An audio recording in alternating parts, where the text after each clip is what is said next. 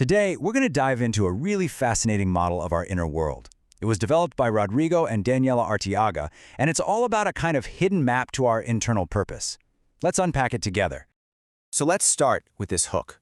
What if certain words were actually keys to a secret map buried deep inside of you? I mean, that's really the core idea here, that ancient Hebrew words from Genesis can unlock these hidden dimensions within ourselves. Okay, so our focus today is going to be on one very specific door on this map. It's called Neshamah, the sixth door.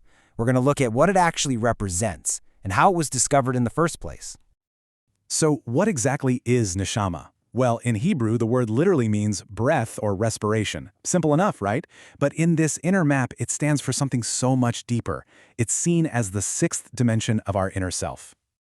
The whole discovery really started with a powerful vision.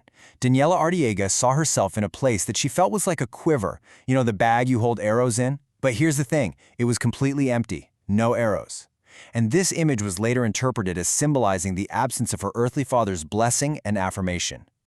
And that vision really leads us to the core logic of the model itself.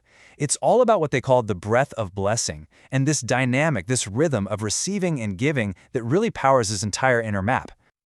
To really get this, you have to look at Neshamah's relationship with the door right before it. It's kind of like a yin and yang thing. As you see here, on the left side, which is associated with the feminine, you have door 5, Naphach. That's all about receiving, inhaling, creating the space inside. Then on the right, the masculine side, you've got door 6, Neshamah. This is about giving, exhaling, and filling that very same space with the breath of blessing. So one side prepares the vessel, and the other fills it up with purpose. Now here's where it gets really interesting. What started as just a personal vision for Daniela soon turned out to be something much, much bigger. As the Arteagas started guiding other people through their own inner maps, they noticed this powerful recurring pattern showing up again and again, the paternal wound. And this pattern didn't always look the same. It showed up through all these different symbols. The experiences were totally unique, but the theme was consistent. You can see some examples here. One person received a military uniform, which felt like this huge divine affirmation. But another saw empty holes in the ground, symbolizing the voids left by her father. For others, it was a generational emptiness, or the sharp sting of betrayal. Time and time again, this Neshamah dimension tied right back to the father figure. So seeing this over and over led Rodrigo Arteaga to ask this really profound question. Is it possible that a father's blessing, that foundational you are good, you are enough affirmation, whether from an earthly dad or a divine source, is it possible that's as essential for our purpose as actual physical breath is for our survival? That's a huge thought to sit with. Okay, so we've identified the wound, but this model isn't just about diagnosis, it's about the solution. This next part is all about restoration, about how you move from that feeling of emptiness to a life filled with purpose. And it happens by filling this dimension with vital breath. And the transformation they describe is just incredible. It's a total night and day comparison. Before this restoration, people felt like they couldn't breathe, like they were stuck.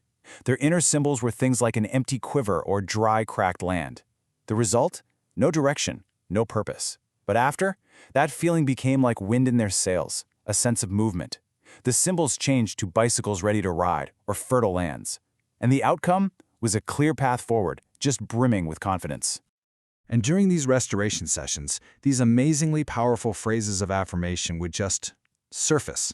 Things like, "You are enough," "You are beautiful just as you are." And here's a fascinating little detail.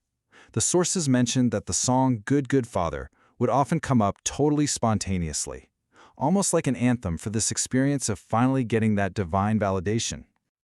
Now, you might be thinking, okay, you fixed this one door, big deal. But according to this model, restoring Neshamah isn't some isolated event. It creates a massive ripple effect, a cascade that flows through the rest of your inner map. So here's how that cascade actually works. Step 1, you restore Neshamah.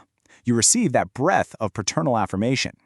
This then directly influences the very next door, Afrath, which in turn allows you to breathe in what they call the breath of God. And that's what activates Adam, the 8th door, which is where you unlock your true identity, your original design. It's a chain reaction of purpose.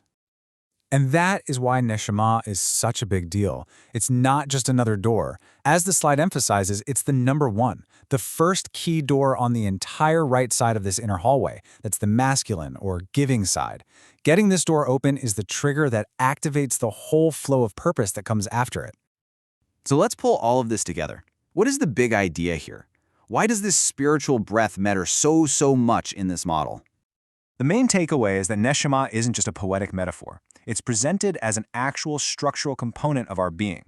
It represents that vital breath of affirmation that we all need to mature and to actually live out our purpose. And without it, the model suggests we can feel this persistent spiritual shortness of breath. You know that feeling of being stuck, of just being unable to move forward? And so, that brings us right back to you. I'll leave you with this final question to think about for yourself. In your own inner map, what breath is pushing you forward and what emptiness, what vacuum might be holding you back?